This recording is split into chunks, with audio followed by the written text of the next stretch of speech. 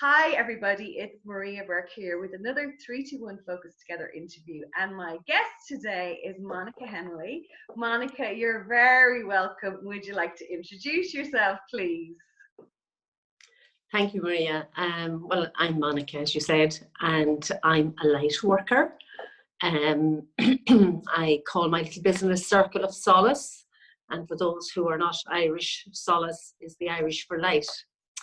So that was actually channeled to me, that name. So I was very grateful to receive it. I'm a Reiki master, practitioner and teacher.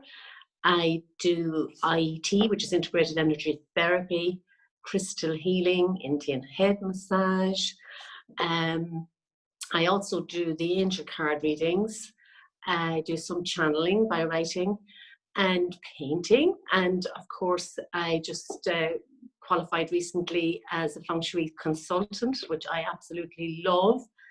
So basically, it's all around energy work. Yeah, that's wonderful. And in fact, how we met was on the Feng Shui course, which was lovely. And then we found out we had two of our kids were in Perth together, or well, in Perth anyway. So it's interesting how you connect with somebody and there's already like strands bringing you together. So would you like to pick us a card to start, just for the energy of our little chat together? Oh, I'd love to, Maria. I'll just tell you a little introduction to the cards, which are these cards here, Doreen Virtue. I did a course, I went to see Francesca Brown. Some people might be familiar with Francesca. She does readings. And she told me many moons ago that I had this gift for reading the cards. And I laughed, you know, because I had the cards at home, but I always used the little book. And she said to me, throw away the book, you've got that gift. And I worked with it a little while. And then I connected with a guy called Aidan Story. And Aidan ran a course with teaching me and teaching others to read the cards. And I just arrived. That was the most amazing weekend. I love them. They're absolutely amazing. So yes, I'd be delighted to pull a card for you all. Yeah, and what I love as well is, because as I was saying before we started, when I had this idea to start doing the interviews, you were one of the first people who popped into my head. But I had never experienced. Now I know when 321 Focus starts together, you pulled a card and it was the focus card, and you posted it for us, which like showed just the alignment, how amazing it was. But you did a fabulous reading for me last week, and it was so powerful, and I felt so at peace afterwards. It was just really amazing. So I have to say, you really, really, really do have a gift. So I can understand why you're one of my guests. So what is coming through? Thank you, Maria. Yeah. Oh my goodness, the card is spiritual growth. And as you would say, you couldn't make it up. That's what I was going to say. Oh my goodness, this is the card that says, you know, to remain centered in all of this crisis that's going on around us at this time, in the lockdown. Stay centered, stay focused. Each one of us has a light within us, and it's a light that we can shine. We may need to brush it up a little bit, perhaps maybe by meditation, maybe a little bit of looking inside as opposed to looking outside for the answers to get through this period in our lives. And it's also a card that says that we all have a gift. We all carry this gift, not just a certain number of people. Everybody carries the gift of the light. So yeah, that really, really sets the scene for this interview. It does, doesn't it? So, yeah. And I want to actually immediately touch on something that you said to me, because I think it's very important. And when we were getting set up, you said to me that you've been looking at other interviews. And do you want to share that bit? Because I think that's a huge part of people's growth. You know, what was going on for you then? And Yeah. Well, this is very new to me, Maria, and thank you for the opportunity. I just looked at some of the other reviews and I thought, oh my God, look at them. They're this, they're that. Oh gosh, no, I've got nothing like that going on. And then last night, I just got a very strong vibe. Just stop comparing yourself to others. So I think that was a big lesson for me. And the thing about it is, Monica, that's a big message for everybody, because unfortunately, from the minute you go to school, you know, it's how did you do in your test, who did better, who did worse. You know, it's kind of Yeah. all in our whole society, unfortunately, especially in the Western world. And it's like such a big thing. And I think as well, we can know it in our heads for so long, but for it to actually really sink in is great. Because I know from talking to you that you have an amazing story.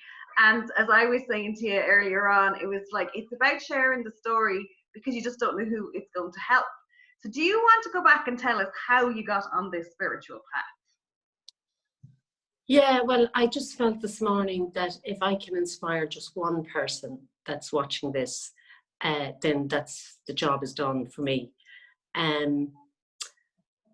I started off, I did special needs nursing, which I absolutely loved and had a great connection with those people. But unfortunately, I had an accident and hurt my back so badly I couldn't go back to work in that field. I have 3 young children, so I became a stay-at-home mum, which was great, and had all the benefits of being with them and that. But I had to admit there was some wee thing missing. So I fell upon Reiki. That's just literally the words. This is back in 1999. No Google. I hadn't a clue what Reiki was. I went in like a Reiki virgin. It's the only way I can describe it to you. That word just came to me now. I went into that course. I had not a clue. And it changed my life then from that day onwards. I progressed. I did Reiki 2 workshop. I then eventually became Reiki master and teacher. Then all different modalities came out of that. The 5 elements of Keen. I did the violet flame healing. There's many, many modalities that I studied and loved. I would only practice on my own children, neighbours that asked me, or friends, or family, and often people then would ring me and ask me to send healing when they'd be ill, and yes, I would do that very willingly. It never was a business. I mean, I didn't develop it as a business, but I just loved it, and it filled that void in me. Then I progressed on to doing the angel card readings that I told you about that, and that was definitely like icing on the cake. Then I progressed on to doing, the crystal healing. And when I'm doing a treatment now, I incorporate all of them really, And even people want a card, can you pull a card for me as well? I say, yeah, definitely. And it may not resonate with them on that moment, but somewhere down the lane, I'll always get a text and say, oh my goodness, yes, that came up. No, it's not fortune telling. It's about messages from the angels. And so I progressed on then in 2014, I was writing something one day. And as a student, when I was at school many years ago, I was a real doodler. I was always doodling at the side of my copy, drawing scrolls and circles, and many a time got in trouble over it, but not a lot of trouble, I have to say. But then I realised my hand was moving, and I had no say in what was coming out, and it was the gift of channeling through writing. And I have to admit, it was one of the areas that I have basically hidden, because I thought when it started happening first, I didn't tell anybody. And eventually I told my husband, and he was very supportive. And, he didn't call in the men in the white coats or anything, but I tried to investigate it. I really, really did. There wasn't a lot out there. But now I know it's true. It's a real gift. I love it. It has given me many, many, many messages which came true. Again, not fortune telling. Beautiful, gentle messages about life.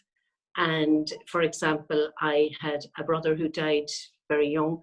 He was only 44, and on the morning of his death, I got a very clear sign.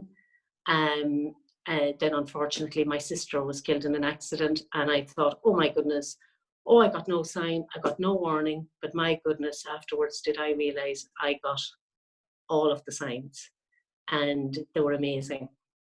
And they were very, very consoling to me in times of grief. And yes, I honour it now. I'm able to speak about it without fearing being ridiculed or whatever, you know. So, in fact, I got a lovely message earlier. So if you just want me to share it, I can do it. Yeah, well, yeah, and I know when you did your reading for me that there was a lovely message as well, and it was really amazing.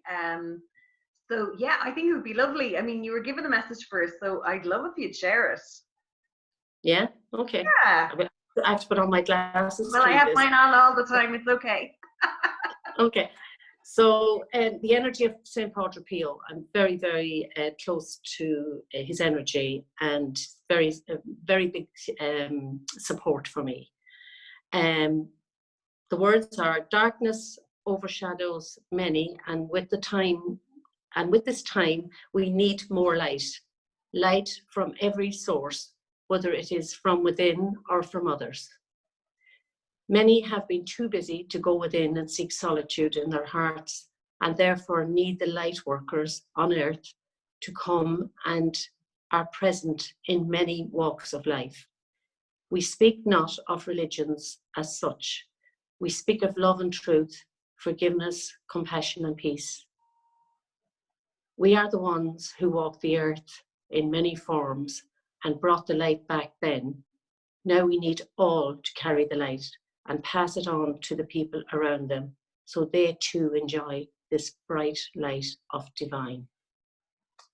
Wow, that is just so amazing. And it's funny because when I woke up this morning, St. Pio was in my head. And I was remembering yesterday as well how, you know, I knew I needed to get the Padre Pio mitt for my dad, and I wasn't brave enough to do it when he was sick. So it's funny how, you know, it's all so interwoven. And also the message I got yesterday when I was doing my dressing gown diaries was to share, to be the light for us all to, you know, to step up, so that all the messages are so intertwined and make so much sense. But I could really feel the peace when you're reading it, Monica. That was just fabulous. Yes, and that was just this morning before we connected. So yeah. Yeah, it is. And it's such an amazing gift to have. Lovely. Yeah. Thank you for sharing that with us.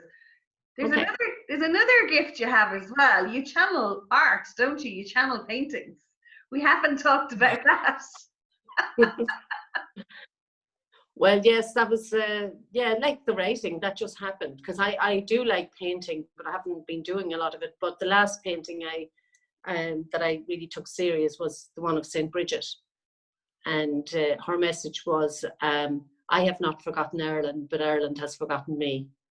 And it was amazing. Her face, I'm not great at doing faces, and I couldn't believe how quick her face came out in the painting. And then I could not help myself. The next day I went back messing with it, and she ended up looking like Fiona in Shrek in the end. And I got so annoyed. I just painted right over her whole head again. And after lunch, when I came back to the painting, her face had come out. The original face had come out through the paint. So that's the way I left it. So there's a little bit of mystery in it, and it's like she's emerging from the fog. And so then the map of Ireland came out, and the Bridgets Cross and all of that. So yeah, it's really nice. I love it. You have it there beside you, don't you? Will you show it to us? Yes, I will. We can see it. It's fabulous. Do you want to hold it up a bit closer to the camera there? You see, so it's beautiful with the Bridgets Cross right in what I would call the heart of Ireland, and the harp as well. It's just fabulous. And we've got angels and fairies as well, is it? And yeah. It's and just then, to. Do you want to explain a bit more about it, Monica? It's fabulous. Well, because it all just evolved, I didn't really, I just went with it. Like the cross is obviously very symbolic of St. Brigid, and I think she did a lot for Ireland, and she has mainly been forgotten by a large amount of our population. I think she was saying, like, my chalice is full and ready to give to Ireland, but all you have to do is ask. Her chalice is very full, and the dove coming in, see the dove piece coming in? And as you know, Maria, in Feng Shui, St. Bridget is the goddess of the south. Yeah, and I always think the irony of it, the south of Ireland, you know, how we were us patriotic, you know, beings. She did an awful lot for the people of Ireland, and I do honour her. Yeah, she's wonderful, and I know that there's a movement to make St. Bridget's Day, because she's not Bridget just the saint, but Bridget the goddess as well. And there's a movement to make Bridget's Day and Bridget's weekend a bank holiday, because we're short bank holiday. So it would be lovely, because especially when you think in the Irish, it's like Dies Mura Goethe's Porrick is Brigid. So she's the next one in pecking order after St. Patrick, but she does get forgotten a lot. Yeah, and you know, I won't start going into all the details about it, but allegedly she did an awful lot more work than St. Patrick. So, you know, that speaks volumes. We'll go there. We won't go there today. But I hear you. No. I hear you loud and clear. Yeah.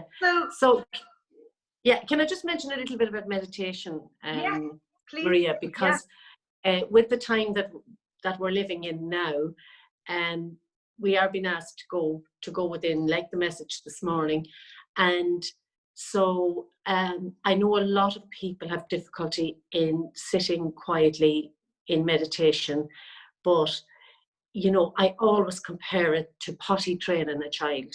You know, when you start training the child to sit on the pot, it gets up and runs away so many times until it sees that there is a value in staying there, you know, and it does produce the goods eventually. So excuse me for comparing meditation to it, but it's the only way I can make it very simple, that you sit with it until such time, you know, sit with it for, we'll say 5 minutes, and then progress on to 10 minutes. And, you know, that line, fake it till you make it. And it truly does work. And it truly does. And that is where, you know, we find the answers to a lot of our problems. I just wanted to add that in, because that's really strong. That message was coming across very strong, needing to get out there, you know. Yeah, and I think the thing about it is so important. And I know you and I were lucky, because we've done an awful lot of personal development work. So we had a lot of tools that we could fall back on, and we could understand ways to help ourselves through the current circumstances. But the thing I want to pick up on that, Monica, is that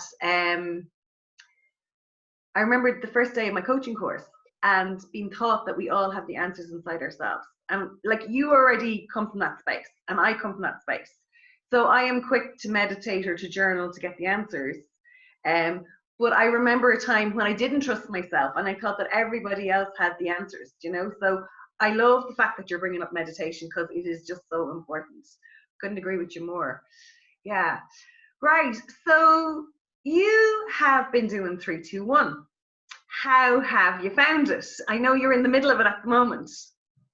Yeah, it's been great, Maria. Thank you. Initially, I was slow to get. I started on the day in that, but I was slow to get into it. But last week now, I really threw myself into it, and I found it really, really good. The affirmation, I love morning affirmation, and 10 things that we're grateful for. Even in these times, there's lots to be grateful for. Lots and lots to be grateful for. So I have no problem with that. I use your cards every day as I'm working on it, and it's been amazing. A lot of the cards that have come out have been very close to what you've been talking about on the day. And I did my own meditation for myself, including my affirmation, and it's really nice. Oh, so you recorded your own one? I did. Lovely, from your story. And isn't it very powerful? Very powerful. Very, very, very powerful. And you don't even have to be sitting down. Like, I was out weeding the last day and I was listening to it. You know, and it's definitely, it's a big, big plus to me. Oh, Yeah, and the other thing, Monica, as well, is you have been using your own meditation, haven't you? Not the actual 3-2-1 meditation. You've adapted 3-2-1 to suit yourself. Yes, yes. Well, no, I've listened to your lovely meditation. Very, very nice meditation. But because I was involved with another, I signed up for doing, well, I hadn't signed up really. I just agreed to listen to this person who's doing meditations. And I've gone with that, you know, and yeah, I find it really good. Brilliant, brilliant. Really good. So, and that's the whole thing about 3-2-1. It's about doing it as it suits yourself and making it your own. Yeah, which is wonderful. Right. So look at, I think it's time to wrap this up. Is there anything else you want to share with us before we go? Have you any more words of wisdom for us? Yeah, I think this is a process that we're all learning. We've had to unlearn a lot of habits and a lot of stuff that, you know, we have since we were children. So the one thing I say to people is to stop judging yourself and stop judging others. But it's because we grew up in that mode, you know, and give it out to ourselves, that, you know, when we can forgive ourselves, we can then easily forgive others.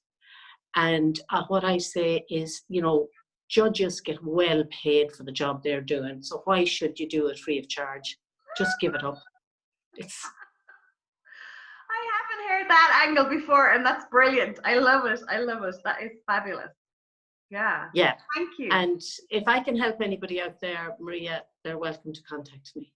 Okay, and we can get in touch with you on Circle of Solas on Facebook, and I will put the link below this video so everybody can get in touch with you. Monica, it has been wonderful chatting to you. Thank you so much. Thank you, Maria. I'm so glad that you're sharing your story, because we all need to realize that everybody's story matters, and we all have to become the light ourselves and work with where we're at and do whatever the work is, you know. But none of us need to judge ourselves against anybody else, or to think that we're anyway less than, because, you know, to be honest, there's nothing more important when you're a mum than looking after your kids. And if you're lucky enough to be able to do that, that's wonderful, because it's the next generation of the world, you know. So, and I think it's terrible sometimes that mums feel that they're less than because they're not working outside the home, etc. So I think, you know, everybody's journey is unique and special to them, and we just have to do the best with it the way it comes, you know, isn't that it? And follow the signposts as we go along. So Monica, thank you so much. It has been absolutely wonderful talking to you. Thank you. Yes. Thank you, everyone. And I look forward to seeing you in another video again soon. Bye.